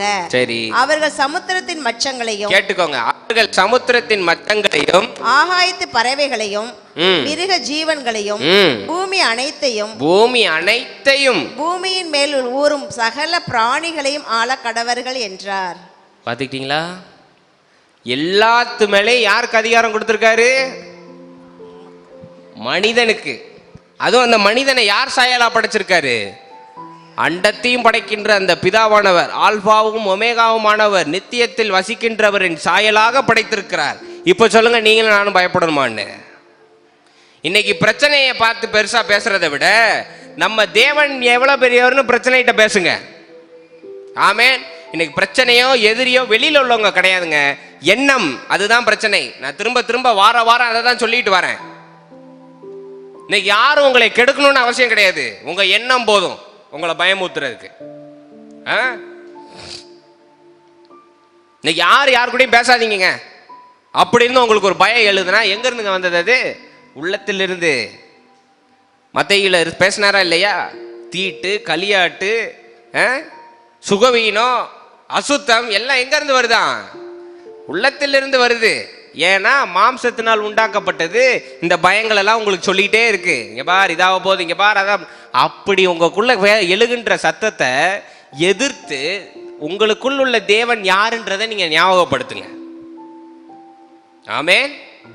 உங்களுக்குள்ள இருக்கிற வசிக்கின்ற தேவன் யார், அவர் எவ்வளவு பெரியவர், அவர் நித்தியத்தில் வாழ்கின்றவர், அதையும் மறந்துட்டீங்கன்னா அவர் என்னென்ன செய்தார்னு பைபிளை புரட்டி பாருங்க, அதற்கான ஆதாரம் இருக்கு. ஆமென். இன்னைக்கு பிரச்சனையை தயவுசெய்து பேசாதீங்க. நான் தான் உங்கள்ட்ட சொல்ல, கோவப்படுறது கிடையாதுங்க, அது உங்க நல்லதுக்கு தான் நான் சொல்றேன். நான் என்ன பிரச்சனையை பேசாமல் இழுத்து மூடி ஒரு ஓரமாக அப்படி உட்காந்துருப்பாங்களா அப்படின்னா ஒரு தடவை பேசலாம், 1000 தடவை பேசக்கூடாது. வித்தியாசம் புரியுதா இல்லையாங்க உங்களுக்கு? சரி, எனக்கு இது பதில் சொல்லுங்களேன். இயேசு கிறிஸ்து எத்தனையோ பேரை சுகப்படுத்தினார், ஆமாவா இல்லையா? வாசிச்சிருக்கீங்களா இல்லையா? யாராவது ஒருத்தர்கிட்ட போய் உன் பிரச்சனை என்னப்பான்னு கேட்டாரா? இல்லை. அவருக்கு தெரியும் அவன் பிரச்சனையில் இருக்கான்னு, முழுசா தெரியுதோ இல்லையோ பிரச்சனையில் இருக்கான். அப்போ அவனுக்கு என்ன தேவை? தீர்வு தேவை, விடுதலை தேவை, அவ்வளோதானேங்க. இன்னைக்கு உங்களுக்கு பிரச்சனை இருக்கு, பிரச்சனையை பேசி பிரச்சனையை கூட்டணுமா இல்லை விடுதலை வேணுமா? எது வேணும் உங்களுக்கு? சத்தமா சொல்லுங்க. அப்போ என்னத்தை பற்றி பேசணும்? விடுதலையை பற்றி தானேங்க பேசணும். முடிஞ்சு போச்சாங்க, அவ்வளோதான். இதை தான் தேவனும் சொல்றாரு. பிரச்சனையை பேசி ஒரு முளத்தை கூட்டவும் முடியாது, குறைக்கவும் முடியாது. புலம்பாத தேவ ஜனமே நீ சந்தோஷமா இரு என்று மறுபடியும் சொல்றேன், பிரச்சனையை பேசுறதுனால என்னங்க இன்னைக்கு நடந்துருச்சு சற்று யோசிங்க. நான் பேசவே வேண்டான்னு சொல்லலை, உங்களால் தாங்க முடியலையா ஒரு தடவை கொட்டிருங்க. திரும்ப திரும்ப உள்ள ஏற்றி ஏற்றி கொட்டிக்கிட்டே இருக்கக்கூடாது. அன்னைக்கு காலையில் எங்கள் அம்மா சமைச்சிட்டு இருந்தாங்க. அப்போ ஏதோ பேங்க் ஸ்டேட்மெண்ட் வேணும்னாங்க. அவங்க ஃபோனில் அது வரல. நான் ஃபஸ்ட்டு சொன்னேன்ம்மா பேங்க் ஸ்டேட்மெண்ட் வரல, ஃபோனில் எடுக்கலன்னு. 2 நிமிஷம் கழிச்சு அந்த பேங்க் ஸ்டேட்மெண்ட் எனக்கு வேணும் அப்படின்னேன். திரும்பியும் சொன்னேன் இல்லை ஃபோன் வேலை செய்யலைன்னு. ஒரு 2 நிமிஷம் கழிச்சு திரும்பவும் அந்த பேங்க் ஸ்டேட்மெண்ட் அப்படின்னாங்க. ஃபோன் வேலை செய்யலைன்னு சொன்னேன்ல. சண்டே ஆயிடுச்சு எனக்கும் எங்கள் அம்மாவுக்கும். அப்புறம் சேர்ந்துட்டோம் நாங்கள். அப்பப்போ சண்டை போட்டுக்கோம். இன்னைக்கு ஏன் இப்படி நீங்கள் சொல்லிகிட்டே சொல்கிறதுனால என்ன கிடச்சிருச்சு? இன்னைக்கு ஜோயல் அம்மாவுக்கு ஒரு பிரச்சனை இருக்குது, லைட்டாக நெஞ்சு வலிக்குது. நெஞ்சொலினா நெஞ்சொலி சரியாக போயிருமா? சரியாக போயிருமான்னு கேட்குறேன். இல்லை அப்போ என்ன சொல்லணும்? என்னங்க சொல்லணும்? அவருடைய தலைமுறையினால் சூப்பர் ஜெசிந்தாம்மா, அவ்வளோதான். அவர் தலைமுறையினால் சுகமானேன். ரொம்ப விசுவாசம் உள்ளவங்களா இருந்தால் கையை நல்லா முறுக்கி தலைமுறையினால் சுகமானேன்னு குத்துங்க, தைரியமாக குத்துங்க, முரட்டு விசுவாசமாக காமிங்க. என்ன ஆகிற போகுது? இன்னைக்கு நல்லா புரிஞ்சுக்கோங்க தயவுசெய்து. ஏன் நீங்கள் புலம்பாதீங்கன்னு சொல்கிறோம்னா அதை பேசி பிரயோஜனம் கிடையாது. நீங்கள் தான் எனர்ஜி வேஸ்ட் ஆகும். இன்னைக்கு பிரச்சனையை பேசுகிறவங்களுக்குலாம் என்ன தெரியுமா இருக்காது? ஆவியும் ஜீவனும் இருக்காது. ஒத்துக்கிறீங்களா? அதை நீங்களே சொல்லுவீங்க தெரியுமா? ஒரு தடவை சொல்லி 2 தடவை சொல்லி அழுததுக்கப்புறம் என்ன சொல்லுவீங்க? ஆவியும் ஜீவனும் இல்லாமல் போயிட்டு. அப்புறம் இத்தனை தடவை சொன்னால் திரும்ப திரும்ப திரும்ப திரும்ப இப்படின்னா என்ன அப்படி புரியல. அதனால தான் சொன்னார், பெற்றுக்கொண்டதை போல் ஜோம் பண்ணிட்டு விட்டுரு, நான் பார்த்துக்கிறேன் அப்படின்னு. இல்லைன்னா தேவன் சொல்லியிருக்கலாமா இல்லையா? ஆண்டவர் எங்களுக்கு ஜெபிக்க கற்றுத்தரோம்னும் போது ஆண்டவர் தெளிவாக பேசியிருக்கலாம்ல. பிரச்சனையை நீ திரும்ப திரும்ப ஒப்பி நான் சரி பண்ணிடலாம் சொல்லியிருக்கலாமா இல்லையா? அதையுமே தெளிவாக சொல்கிறாரு. அங்கி போட்டு தொப்பி வச்சுக்கிட்டு மேடையில் வந்து அப்படியே பதன்னு பேசுகிறவன் பெருசு கிடையாது. வெளியில் நின்று உண்மையாக 2 வார்த்தை பேசுனாலும் அதை தான் நான் பார்க்குறேன்னு தேவன் பேசியிருக்காரா இல்லையாங்க? செஞ்சிருக்காரா இல்லையா? பசப்பாதீர்கள் இருக்கா இல்லையா? இன்னைக்கு ஜெபம்லாம் ஷார்ட் அண்ட் ஸ்வீட் ஆக்குங்க தயவுசெய்து. தேவன் பார்க்க மாட்டார் வர மண்டலத்தில் சர்வ லோகத்தை அப்படின்லாம் பார்க்க மாட்டார் தேவன். நீ என்ன வேணாலும் சொல்லிக்க, உண்மையை என்ன சொல்றேன்னு பார்த்துக்கிட்டு இருப்பார். நம்ம இன்னைக்கு சோத்திர பலியிலேருந்து மனப்பாடம் பண்ணிடுவோம். அதாவது சிஸ்டர் முன்னாடி சீன் போடுறதுக்கு, வேற ஒன்றும் இல்லை. புரியல அவங்களுக்கு? நம்மளை பொதுக்கூட்டத்தில் ஜோம் பண்ண சொன்னால் இவங்களெல்லாம் காட்டிலும் நான் நல்லா ஜோம் பண்ணு காட்டுறதுக்கு என்ன பண்ணுவீங்க? ஆவியுடன் உண்மையுடன் ஜோம் பண்ண மாட்டோம், சோத்திர பலியை மனப்பாடம் பண்ணி வச்சுருப்போம். ஜோம் பண்ணுங்க சிஸ்டர்னே பண்ணும் பாருங்க. சோத்திரம் ராஜா மகா இரக்கமும் தயவும் பொருந்திய நல்ல. இதெல்லாம் ஆண்டவர் கேட்கவே இல்லை. என்ன வேணும்? பெற்றுக்கொண்டதை போய் ஜோம் பண்ணி போயிட்டே இரு போ, சாங்ஷன். அதை விட்டு பட்டியல் அடிக்கக்கூடாது. நான் ஒரு சிஸ்டர் பார்த்துருக்கேன், ஜோம் பண்ண சொன்னதை விட்டு மற்ற எல்லாம் சொல்லிக்கிட்டு இருக்கோம். நாட்டுக்காக ஜோம் நிறைய தடவை அனுபவம். சிஸ்டர் இந்த விஷயத்துக்காக ஜோம்னா அதை எல்லாத்தையும் விட்டுரும். வெள்ளை போல செண்டு அழகில் சிறந்தவரே 10,000 சிறந்த ஆண்டவர் அதெல்லாம் தேவையே இல்லைன்றாரு. பசப்பாதீங்க. பின்னாடி இருந்து நான் மைக் வச்சு அதை தான் சொல்லணும்னு நினைக்கிறேன். ஆண்டவர் மாதிரி பசப்பாதீர்கள் அப்படின்னு அப்பப்போ ஞாபகப்படுத்தி விடணும் போல. இன்னைக்கு பாருங்க, ஜபத்தில் போய் உக்காந்தா இதெல்லாம் சொல்லி ஜெபம் பண்ணுற பாயிண்ட்டை மறந்துடுறோம். ஸ்ட்ரைட்டாக பாயிண்ட்டுக்கு வாங்க. ஆண்டவரே இதுதான், ஆண்டவர் அதையும் சொல்லிட்டார், நீ கேட்கறதுக்கு முன்னே எனக்கு தெரியும்ப்பா. அப்போ என்ன பண்ணணுமா? தெரியும், முடிச்சுட்டு அதுக்காக நன்றி. பாட்டு பாடுங்க ஜாலியா, ஆண்டவருக்கு பாட்டு பாடி சோத்திரம் பண்ணுங்க. சுகம் கொடுத்ததுக்கு சோத்திரம் பண்ணுங்க. இன்னைக்கு அது விசுவாசனா தானேங்க. ஆண்டவருக்கு கேட்கறதுக்கு முன்னாடியே தெரியுது ஜோயல் அம்மாவுக்கு நெஞ்சு வலி இருக்கு, அதுதான் சரி பண்ண அதுக்காக ஜோமனை வராங்கன்னு. இப்போ நீங்கள் ஜோமனை போகும்போது என்ன செய்யணும்? ஆண்டவருக்கு தெரியும். ஆண்டவர் சுகம் தந்ததுக்காக கொடான கோடி ஸ்தோத்திரம் அப்படின்ட்டு பாட்டு பாடுங்க. வெற்றி கோடி பீடித்திடுவோம், நாம் வீரநடை நடந்திடுவோம். 1000 தான் நெஞ்சி வலி வந்தாலும் அணுகாது அணுகாதுன்னு பாட்டு பாடுங்க. ஆவியின் பட்டயம் உண்டு, நாம் ஆள கையை பாட்டு பாடலாம்ல, சந்தோஷமா இருக்கலாம்ல. அதை தான் தேவன் சொல்றாரு, என் ஸ்தலத்தில் தாவீது சங்கீதக்காரர் எழுதியிருக்காரு. இவ்வளோ பிரச்சனையை பார்த்த சங்கீதக்காரன் எழுதியிருக்காரு. அவர் வாசஸ்தலத்தில் போகும்போது எப்படி போகணுமா? மகிழ்ச்சியுடனும் புகழ்ச்சியுடனும் போய் பாடணுமா. இங்கே அதுவே கிடையாது. போனால் என்ன, முழு ஜபமும் ஆண்டவர்கிட்ட ஒப்பாரி வைக்கிறது. இது சரியில்லை, அது சரியில்லை, அதை பண்ணல, இதை பண்ணலை, எனக்கு அப்படி இருக்குது, இன்னைக்கு இப்படி இருக்குது. ஆண்டவருக்கும் தெரியுங்க உங்கள் வழி என்னன்னு. படைச்சவருக்கு தெரியாதா? படைச்சவருக்கு தெரியுமா தெரியாதா? இன்னைக்கு தயவுசெய்து இது ஒரு சின்ன ஒரு காரியமாக இருந்தாலும் இது ரொம்ப பெரிய விஷயம் உங்கள் வாழ்க்கையில். இதனால உங்கள் டைமையும் எனர்ஜியும் வேஸ்ட் பண்ணாதீங்க. நீங்கள் இடம் கொடுக்க கொடுக்க குனிய குனிய என்ன பண்ணுமா? கொட்டிக்கிட்டே தான் இருக்கும். கொட்டுன்னு கொட்டிக்கிட்டே இருக்கும். வலிக்குதுன்னா வலிச்சுக்கிட்டே இருக்கும். அப்போ என்ன பாஸ்டர் லூசு மாதிரி வலி இல்லைன்னு வலியோட நடக்க சொல்கிறீங்கன்னா அப்படியும் பண்ணாதீங்க. ஆண்டவர் சுகம் தந்துட்டாருன்னு விசுவாசமாக இருங்க, அது தானாக சரியாக போயிடும். பிரச்சனையே ஒரு தடவை வீட்டில் உள்ளவங்கள்ட்ட சொன்னீங்களா, ஆண்டவர் கையில் ஒப்படைச்சிங்களா, அடுத்த வேலையை பாருங்கள். ஆண்டவர் கையில் ஒப்படைச்சா செய்வாரா மாட்டாரா? இங்கே 47வது வசனத்தில் அதானே சொன்னார். என்ன சொன்னார்? யுத்தம். இன்னைக்கு பிரச்சனை இருக்குன்னா பிரச்சனையை ஆண்டவர் கையில் கொடுத்துட்டு யுத்தம் யாரோடையது? நம்ம அப்போ என்ன வேலை பார்க்கணும்? அன்றாட வேலையை பார்த்து பாட்டு பாடிக்கிட்டு சந்தோஷமாக வசனம் பேசிக்கிட்டு இருக்கிறது தான் நம்மளுடைய வேலை. சொன்னாரா இல்லையா? அதை இன்னைக்கு செய்வோம் நம்ம. இன்னைக்கு அதுதான் கிறிஸ்தவ வாழ்க்கையில் முக்கியமான வேலை. இதை விட்டுட்டு தயவுசெய்து புலம்புனீங்கன்னா நீங்கள் தவறான கிறிஸ்தவ வாழ்க்கையை வாழ்ந்துக்கிட்டு இருக்கீங்க. மார்க் பண்ணிக்கோங்க. You are living a wrong Christian life. You are simply lamenting over the problems. It won't work. God will not answer any of those things unless and until you put a full stop to your lamentation. இன்னைக்கு புலம்பலுக்கு முற்றுப்புள்ளி போட்டால் மட்டுமே தேவன் உங்களுக்கு பதில் தருவார். அதில் பதில் சொல்லுங்க. புலம்பலுக்கு முற்றுப்புள்ளி போடுங்க, நாளைக்கே 1 கோடி ரூபாய் வருது வீட்டுக்கு. உண்மைதாங்க. இன்னைக்கு ஆண்டவர் உங்களுக்கு இங்கே நிற்கிற பாஸ்டர் மூலியமாக பேசுகிறாரு. ஞானதாஸ் பிரதர், தேவன் மாளிகையை உங்களுக்கு தருகிறார் அப்படின்னோடனே டெக்னிக் புரிஞ்சிருச்சு. ஆமேன்ட்டு போயிட்டாரு. ஆனால் வீட்டுக்கு போய் இந்த மனசு என்ன செய்யுது? பாஸ்டர் சொல்லுவார், சொல்லிக்கிட்டே இருப்பார். அதெல்லாம் கிடைக்குமா? லோனுக்கு வாய்ப்பு இல்லை, காசு கொடுக்க யாரும் இல்லை. எங்கே இருக்கு காசுக்கு? மரத்துலையா காய்க்குது? ஆண்டவர் எப்படிங்க தருவார்? போகிற போக்கில் போவோம், வரதை பார்ப்போம். தந்தா நல்லது, தராட்டி போயிட்டே இருப்போன்னு மனசு நம்மளை கன்வின்ஸ் பண்ணிடுது. ஆமாம் வரலையா? சரி, இன்னைக்கு உடம்புல ஒரு வலின்னு வர்றீங்க ஜோம் பண்ண சொல்லி. எங்கள் அம்மாட்ட இதை நான் சொல்லி அனுபவப்பட்டிருக்கேன். கால் வலிக்குதுன்னு கால் வலி சரியாயிடுச்சுன்னு ஜோம் பண்ண அப்படின்னா, ஜோம் பண்ணிட்டேன் இருந்தாலும் வலிக்குதுல்ல, சரியாயிடும் அப்படின்னு சொன்னாலும் மனசு பாருங்க சும்மாவே விடாது. மனசு கால் வலிக்குது, ஒருவேளை காலே வெட்டி எடுக்கணுமோ, உடனே அவ்வளோதான் ஸ்ட்ரெச்சரில் வச்சு தான் கொண்டு போகிற நிலைமையாயிரும் அப்படின்னு மனசு என்ன பண்ணுது? சொல்ல சொல்ல நம்ம உடனே ஜபத்தில் போய் என்ன பண்ணுவோம்? மனசில் உள்ளதெல்லாம் ஆண்டவர்கிட்ட ஒப்பிப்போம். ஆண்டவரே காலை எடுத்துருவாங்களாம். ஆண்டவர் கேட்பார், நானே உன்ட்ட சொல்லு அதை அப்படின்னு.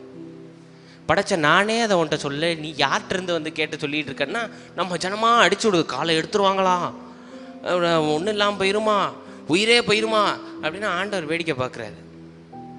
அப்புறம் ஆண்டவர் என்ன பண்ணுவார்? ஆம் என்றும் போ, கால் இல்லாமல் போ அப்படின்னு அனுப்பிடுறார். சரி, புலம்பாதீங்க. இன்னைக்கு புலம்பலை நிறுத்திட்டா என்ன நின்றும்? அழுகை நின்றும். ஆமாவா இல்லையா? அழுகை நின்ட்டா ஆனந்த கண்ணீர் மட்டும்தான். ஆண்டவர் செய்ய செய்ய ருசிச்சு ஆனந்த கண்ணீர் செலுத்திட்டு போயிட்டே இருக்க வேண்டியதான். ஆமாவா இல்லையாங்க? இன்னையோட புலம்பலுக்கு என்ன பண்ணுங்க? முற்றுப்புள்ளி போட்டுருங்க. இன்னைக்கு புலம்பணும்னு தோணுச்சுன்னா நான் சொன்னதை ஞாபகப்படுத்துங்க. இல்லை நீங்களே உங்களுக்கு நினைவு வச்சுக்கோங்க, புலம்புறதுனால பயன் இல்லை, புலம்புறதுனால பயன் இல்லை. ஏன்? திராணிக்கு மேலே தேவன் சோதிக்க மாட்டார். அப்போ சோதிக்கிறாருன்னா பிரச்சனைக்கான விடுதலையை தந்து விட்டார். அதற்கு கோடான கோடி நன்றி. அதையும் தாண்டி உங்களுக்கு ரொம்ப அப்படியே மனசு வேதனையாக இருக்குன்னா ஒரு 5 நிமிஷம் அமைதியாக உட்காந்து நம்ம தேவன் யார், அவரால் என்ன செய்ய முடியும், ஜலத்தை அவர் கையினால் அளக்குன்ற தேவன், அவர் எவ்வளோ பெரியவன்றதெல்லாம் நினைவுபடுத்தினா போதும், பிரச்சனை பட்டா பறந்துடும் அப்படின்றதுக்குள்ளே போயிடும். அல்லேலூயா. ஆமென். கையை இன்னைக்கு எடுத்துக்கோங்க, நல்லா இப்படி முன்னாடி வைங்க, நல்லா இப்படி முன்னாடி வைங்க. இப்படி ஓரக்கண்ணில் பார்க்காதீங்க, கேப்பில் வைங்க. ஏதாவது தெரியுதா உங்களுக்கு?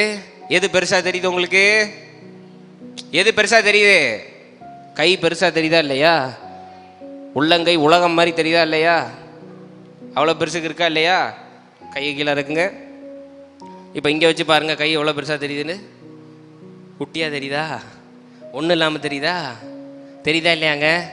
இதுதான் விஷயம். நீங்கள் இன்றைக்கி பிரச்சனையை தூக்கி இப்படி வச்சுருக்கீங்க. பார்க்க மாட்டேன். இங்கே பாருங்கள் சிஸ்டர், ஆண்டவர் உங்களை மேய்ச்சலான பகுதிக்கு கொண்டு வர பார்க்க மாட்டேன். ஆண்டவர் உங்களுக்கு சுகம் பார்க்க மாட்டேன். இதை எடுத்துட்டா போதும், ஆண்டவர் எவ்வளோ பெரியவர்னு தெரிஞ்சிடும். ஆமே. இந்த இயற்கைன்னு ஒன்று படைச்சி வச்சுருக்காருல, அதை பார்த்தாலே நீங்கள் அது வணங்குற தேவன் எவ்வளோ பெரியவர்னு தெரிஞ்சிடும். அதனால தான் கொஞ்சம் நேரம் காலையிலாம் போய் உட்காந்துருங்கன்னு நான் சொல்கிறேன். ஒன்று தெரியுமா உங்களுக்கு? இன்னைக்கு கிராவிட்டின்னு ஒன்று இருக்குது. அது தமிழில் எதுவும் தெரியுமா உங்களுக்கு? புவியீர்ப்பு சக்தி. தேங்க்யூ. கிராவிட்டின்னு ஒன்று இருக்குது, புவியீர்ப்பு சக்தி. அது ஒரு பாயிண்ட் குறைஞ்சாலும் எல்லாரும் செத்து போயிடுவோம், உலகமே கிராஷ் ஆயிரும். அது ஒரு பாயிண்ட் கூடினாலும் சொல்லி முடிஞ்சு. அது தெரியுமா உங்களுக்கு? நீங்கள் ஆக்சிஜன் ஒரு லெவல் கம்மியானுச்சுன்னு வைங்க, மொத்த உலகமும் என்ன ஆயிரும்? கதை முகையா. சூரியன் உதிக்கலைன்னா என்ன ஆகும்? அவ்வளோதான். நைட்டு மூன் மேலே வரலன்னா என்ன பண்ணுவீங்க? கொஞ்சம் உட்காந்து இயற்கையை கவனித்து பாருங்களேன். கரெக்டான நேரத்தில் அப்படி கோடிட்ட மாதிரி சல்லுன்னு மேலே வருதா இல்லையா? நைட் ஆனால் சல்லுன்னு இறங்கிடுதா இல்லையா? ஸ்டார்லாம் சரியாக வேலை நடந்துக்கிட்டா இருக்கு இல்லையா? இவ்வளோ செய்கிற தேவனுக்கு உங்களை பார்த்துக்கணும்னு தெரியாதாங்க? கணக்கில் வச்சுருக்காராம். ஒரு முடி விழுந்தாலும் கணக்கில் வச்சுருக்காராம். ஜோயலெல்லாம் கணக்கில் வச்சுருக்காரு. இத்தனாவது செக்ஷன், இத்தனாவது முடி இன்னைக்கு கீழே விழுந்ததுன்னு கணக்கில் இருக்கான். அப்படி போட்டிருக்கு, நான் சொல்லலை, போட்டிருக்கு. அப்படி உள்ள தேவனை வச்சுட்டு நீங்களும் நானும் பயப்படணுமா? இன்னைக்கு பிரச்சனை இருக்க தான் செய்யும். மேற்கொள்ளுங்க. எப்படி பாஸ்டர் மேற்கொள்வது? நினைவுபடுத்துங்க. தாவீது மாதிரி இன்னைக்கு அவன் எல்லாம் மறந்ததுனால தான் மாட்டிக்கிட்டான். தாவீதுக்கு நினைவு இருந்தது. நீ எவ்வளோ பெரிய ஆளாக வேணாலும் இருந்துக்கோ, நீ எவ்வளோ பெரிய மலையாக வேணாலும் இருந்துக்கோ, என் தேவனை பற்றி எனக்கு தெரியும். ஆமேன். நமக்கு பிரச்சனையை பற்றி ஆழம் தெரியுதோ தெரியலையோ நமக்கு அவசியம் கிடையாது. தேவன் யாருன்னு தெரிஞ்சால் போதும், பிரச்சனையெல்லாம் ஒன்றும் இல்லாமல் போயிடும். ஆமேன். இன்னைக்கு பெரிய மலை முன்னாடி நிற்கிறீங்க, மலை இவ்வளோ பெருசான்னு யோசிக்கிறத விட நான் என் தேவன் யாருன்னு தெரிஞ்சிட்டு வைங்களேன், மலையை பார்த்து பேர் சமுத்திரத்தில் போனால் தள்ளுண்டு போயிடும். ஏன்னா என் தேவனை பற்றி எனக்கு தெரியும். அல்லேலூயா. ஆமேன். ஒரே ஒரு வசனத்தை நம்ம வாசிக்கலாம் பாருங்க. சங்கீதம் 27:1-3. உங்களால் முடிஞ்சால் வீட்டில் போய் இந்த வசனத்தை மனப்பாடம் பண்ணிடுங்க. உங்களுக்கு பயம்னு வரும் பொழுது இல்லாமல் பண்ணிடுங்க. அதை சங்கீதம் 27:1-3. கர்த்தரின் வெளிச்சமும், கர்த்தரின் வெளிச்சமும் என் இரட்சிப்புமானவர், என் இரட்சிப்புமானவர். யாருக்கு பயப்படுவேன்? யாருக்கு பயப்படுவேன்? கர்த்தர் என் ஜீவனின் பலனானவர், ஜீவன் என் பலனானவர். யாருக்கு அஞ்சுவேன்? யாருக்கு அஞ்சுவேன்? என் சத்துருக்களுக்கும் என் பகைஞருமாகிய பொல்லாதவர்கள் என் மாம்சத்தை பட்சிக்க என்னை நெருக்குகையில் அவர்களே இடறி விழுந்தார்கள். எனக்கு விரோதமாக ஒரு பாளையம் இறங்கினாலும், எனக்கு விரோதமாய் ஒரு பாளையமே இறங்கினாலும் என் இருதயம் பயப்படாது, என் இருதயம் பயப்படாது. என் மேல் யுத்தம் எழும்பினாலும், என் மேல் யுத்தம் எழும்பினாலும் இதிலே நான் நம்பிக்கையாய் இருப்பேன். எதுல பாஸ்டர் நம்பிக்கையா இருக்கிறதுனா, எனக்குள் இருக்கின்ற தேவன் மேல் நான் நம்பிக்கையாய் இருப்பேன். என் பக்கத்தில் 1000 பேரும் என் வலதுபுறத்தில் 10,000 பேரும் விழுந்தாலும் அதென்னை எந்த தைரியத்தில்? ஏன்னா தேவன் எனக்குள்ள இருக்கிறார், அந்த தைரியத்தில். அல்லேலூயா. கடைசியாக ஒரு காரியம் நான் சொல்கிறேன். இந்த தமிழ் தெய்வீக பாடல்களில் ஒரு பாட்டில் எழுதியிருக்காங்க, நின்கலம் கவிழ்ந்த போது நாருமென்று தூக்கி போட்டுருவாருங்க. ஆனால் இந்த களத்தில் நீங்கள் கலந்தது என்ன மாயமோ அப்படின்னு பாடியிருப்பாங்க. அர்த்தம் என்னென்னா, இந்த உடல் இன்னைக்கு இறந்துருச்சுன்னா, உடல் இறந்துருச்சுன்னா தூக்கி போட்டுருவோமா இல்லையா? நாரிடும்னு. அது எவ்வளோ க்ளோஸ் ஆனவங்களாக இருந்தாலும் என்ன சரிதானங்க? எவ்வளோ ஹஸ்பண்டாக இருந்தாலும், தாலி கட்டின புருஷராக இருந்தாலும் இறந்த முடிஞ்சது தான். நினைவுகளை எடுத்துக்கிறோமே தவிர உடலை யாரும் வீட்டில் வச்சுருக்க மாட்டேன்றோம். நாரி போயிடும். நம்ம செய்கிறோமா இல்லையா? இன்னைக்கு சாயந்தரத்துக்குள்ளே அடக்கம் செஞ்சிடறோம். வெளிநாட்டிலேருந்து வந்தால் ஒரு 2 நாள் வச்சு அடக்கம் செஞ்சிடறோமா இல்லையா? செஞ்சிடறோம். இப்படி இந்த உடல், ஒன்றும் இல்லாத உடல், உயிர் இல்லைன்னா ஒன்றும் இல்லாத உடலுக்குள்ள அவருடைய மகா பெரிய ஒரு கிருபையை கலந்து நிற்கிறது எவ்வளோ பெரிய ஒரு சீக்ரெட்டுங்க, எவ்வளோ பெரிய அதிசயம். இன்னைக்கு இன்னைக்கு உங்களுக்கு உலகத்தில் இதெல்லாம் காட்டி 5 அப்பம் 2 மீனை பெருக்கினாதான் நான் நம்புவேன்றது தேவையில்லை. இன்னைக்கு உங்கள் உடலை இப்படி திருப்பி இப்படி பார்த்து, இந்த உயிர் இல்லைன்னா இதுக்கு மதிப்பே கிடையாது. ஆனால் இந்த உடலுக்குள்ளே இறங்கி இங்கே ஆலயத்தை அமைத்து இங்கே அமர்ந்திருக்கிறாரு, இதுவே பெரிய அதிசயமாப்பா. இதுவே பெரிய அதிசயம். அவரே நமக்குள்ளே இருக்கும்போது நம்ம யாரை பார்த்து பயப்படணும் சொல்லுங்க? இன்னைக்கு நம்ம உலகத்தில் கிறிஸ்தவ வாழ்க்கையில் பல நாள் இயேசு கிறிஸ்து பிதாவானவர்லாம் அங்கே இருந்தாருன்னு நமக்கு தெரியும். உண்மை என்னன்னா, அவர் நமக்குள் வசித்து கொண்டு இருக்கிறார். அவர் சாயலாக நான் வசிக்கின்றேன், என்னுடைய சாயல் அவருக்குள் இருக்கின்றது, நானும் பிதாவும் ஒன்றாக இருக்கிறோம், வித்தியாசமே இல்லைன்னும் போது யாரை பார்த்துங்க இன்னைக்கு பயப்படணும் சொல்லுங்க? இன்னைக்கு வசனத்தை நல்லா ஞாபகம் வச்சுக்கோங்க. அவர் என் ஜீவனும் வெளிச்சமும் ஆனார், நான் யாருக்கு அஞ்சுவேன்? ஒரு படையே என்னை எதிர்த்து நின்னாலும் நான் பயப்பட மாட்டேன். ஒரு சத்துருவே என்னை எதிர்த்து நான் பயப்பட மாட்டேன். ஏன்னா எனக்குள் இருக்கிறவர் உலகத்தில் இருப்பவனை பார்க்கிலும், உங்கள் மாம்சத்தை தட்டிட்டு சொல்லுங்க, உலகத்தில் இருப்பவனை பார்க்கிலும் எனக்குள் இருக்கிறவர் பெரியவர். ஹல்லேலூயா, ஆமென். இன்னையோட புலம்பல்லாம் நம்ம வீட்டில் நின்றுணும். பிரச்சனை இருந்தால் டிஸ்கஸ் பண்ணுறது தப்பு இல்லை, புலம்ப வேண்டாம். புலம்புறது வேற, டிஸ்கஷன் வேற. இந்த மாதிரி சூழல் இப்படி இப்படி இருக்குன்னு டிஸ்கஸ் பண்ணுங்க. டிஸ்கஸ் பண்ணி கன்க்ளூஷன் என்ன? தேவன் எல்லாவற்றையும் பார்த்து கொள்வார். கர்த்தருக்கு கொடான கொடி, அவர் எல்லாத்தையும் முடிச்சிருவார். ஆமென். முதலாவது தேவனுடைய ராஜ்யத்தையும் நீதியும் தேடிட்டீங்கன்னு வைங்க, அப்போ இவைகள் எல்லாம் உங்கள் காலடியில் போடப்படும். ஹல்லேலூயா. அதனால் இன்னையிலேருந்து சிரிச்ச முகம் மட்டும்தான் நான் பார்க்கணும், புலம்பலே இருக்கக்கூடாது. ஹலோ, புலம்பலே இருக்கக்கூடாது. இந்த வேலை கிடைக்கலையா, அடுத்தது ஆண்டவர் வச்சிருப்பார். நமக்கு எது நல்லதுன்னு நமக்கு தெரியாது. ஆமென். கடைசியாக நான் ஒன்று சொல்லி முடிச்சேன். நேற்று நான் பார்த்தேன், ஒரு ஸ்திரீ சொன்னாங்க, நம்ம வீட்டில் வளர்க்குறோன்னு வைங்க, அதுக்கு சாக்லேட் நம்ம வாங்குகிறோம், உடனே அது நம்மளை இப்படி பாம்போல பார்க்கும். ஆமாவா இல்லையா? எனக்கு கொஞ்சம் தரமாட்டாங்களா அப்படின்னு போட்டால் அது பாய்சன், அதுக்கு இனிப்பு ஒத்துக்காது தானுங்க, சொறி பிடிச்சிருமா இல்லையா? அதனால் என்ன பண்ணுவோம்? போட மாட்டோம். ஆமாவா இல்லையா? அது நல்லதுக்காக நம்ம செய்ய மாட்டோம். அதுக்கு என்ன சரிப்படுதோ அதை நம்ம செய்வோம். கரெக்டா? அப்படி தாங்க இன்றைக்கி நடக்குது. நம்ம இன்றைக்கி இது வேணும் இது வேணும்னு தேவன்கிட்ட கேட்கும் போது அது நம்மளை கொன்றுன்னு தேவனுக்கு தெரியும். நம்ம கேட்குற காரியம் நம்மளுக்கே பேக் ஃபயர் ஆயிரும் தேவனுக்கு தெரியும். அதனால தான் கொடுக்க மாட்டார் சில நேரம். அப்போ அர்த்தம் என்ன? இதை காட்டிலும் சிறந்த காரியத்தை வைத்திருக்கிறாருன்னு அர்த்தம். ஹல்லேலூயா, ஆமென். இன்னைக்கு தாவீது போய் எவ்வளோ விசுவாசமாக பேசினாரோ, இன்னைக்கு உங்கள் வீட்டுக்கு போங்க, பிரச்சனை எல்லாத்தையும் ஒரு லிஸ்ட்டில் எழுதுங்க, தைரியமாக இன்னைக்கு அறிக்கை விடுங்க. எந்த தைரியத்தில் பாஸ்டர்? தேவன் நமக்குள்ளே இருக்கிற தைரியத்தில். எல்லா பிரச்சனையும் ஒரு பக்கமாக எழுதி சவால் விடுங்க. நீலாம் பெருசே கிடையாது, யுத்தம் கர்த்தருடையது, உன்னை தேவன் என் கையில் ஒப்படைப்பார், உன்னை நான் கொன்று போட்டு நான் வெற்றி பெறுவேன். இன்னைக்கு பேப்பர் கடைசியில் எழுதி ஆமென்னு முடிச்சு வைங்க, அது சீக்கிரம் நிறைவேறும். ஹல்லேலூயா. சேலஞ்ச் பண்ணுங்க இன்னைக்கு. மனுஷர்களை வேண்டாம், எண்ணங்களை, சரியான எதிரிகளை, அதர்மத்தை, இன்னைக்கு அது எல்லாத்தையும் பேப்பரில் எழுதுங்க. சின்சியராக உட்காந்து எழுதுங்க. தனியாக உட்காந்து அதுக்கு சவால் விடுங்க.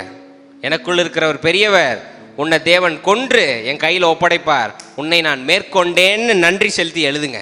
நான் மேற்கொண்டு விட்டேன், தேவன் எனக்கு வெற்றியை தந்து விட்டார், கர்த்தருக்கு கோடான கோடி. எழுதி முடிங்க. பிரச்சனையை ஆண்டவர் ஈஸியாக முடிச்சிடுவார். பாரத் அவர் மேலே போட்டு நீங்கள் ஜாலியாக இருங்க. ஹல்லேலூயா, ஆமென். நீயோட வீட்டுக்கு போகும்போது எப்படி போகணும்? சந்தோஷமாக போகணும். அடுத்த வாரம் வரும் சந்தோஷமாக வரணும். ஏதாவது பிரச்சனை வந்தால் ரொம்ப சந்தோஷப்படணும். பக்கத்தில் பார்த்து சொல்லுங்கள், பிரச்சனை வந்தால் ரொம்ப சந்தோஷப்படுங்க சிஸ்டர், ஏன்னா தேவன் ப்ரொமோஷன் அனுப்பியிருக்கார். புரியுதா இல்லையா? அது எப்படி பாஸ்டர் ப்ரொமோஷன் ஆகும்? திராணிக்கு மேலே சோதிக்க மாட்டார். சோதனை அனுப்புகிறாருன்னா அடுத்த கட்டத்துக்கு உயர்த்துறார். அது ப்ரொமோஷன் தானே. கையை கொடுங்க பக்கத்தில். பிரச்சனை இருக்குல்ல சிஸ்டர், நல்ல ப்ரொமோஷன் வாங்கி ஒரு டிசி டிஎஸ்பியாக மாறுங்க சிஸ்டர். கை கர்த்தர் உங்களை ஆசீர்வதிப்பார். ஆமென். கண்களை மூடுங்க, நம்ம ஜெபிப்போம். ஜீவன் அன்பின் தேவனே, நீ வார்த்தைக்காக நன்றி செலுத்துகின்றோம். இனி நாங்கள் இந்த உலகத்திலிருந்து எழுகின்ற பிரச்சனைகளை கண்டு புலம்பாமல் நம்முடைய வார்த்தையில் நிலைத்து நிற்கவும், தைரியமாக விசுவாசமாக அதை மேற்கொள்ளவும், நீர் எங்களுக்குள் இருக்கின்றீர் என்ற உண்மையை அறிந்து பயப்படாமல் நாங்கள் செயல்பட நீர் உதவி செய்யும். நீர் பொறுப்படுத்திக் கொள்ளும், வழி நடத்தும். அந்த ஒவ்வொருவரையும் நான் ஆசீர்வதிக்கின்றேன். இயேசுவின் நாமத்தில் கேட்கிறேன் ஜீவனில் நல்ல பிதாவே, ஆமென். அல்லேலூயா. பக்கத்தில் பார்த்து சொல்லுங்க, நான் பயப்பட மாட்டேன். ஐ won't be afraid. God bless you. Shalom.